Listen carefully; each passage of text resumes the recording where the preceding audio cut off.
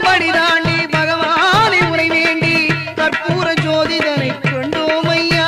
நாங்க கற்பூர ஜோதிதனை கண்டோம் ஐயா. மகர ஜோதியை கண்டு மனமான சரணம் போட்டு மகர ஜோதியை கண்டு மனமான சரணம் போட்டு மணிகண்டா உன் பெருமை அறிந்தோம் ஐயா. மணிகண்டா உன் பெருமை அறிந்தோம் ஐயா. சாமியே சரணம் ஐயப்பா சரணம் சுவாமியே சரணம்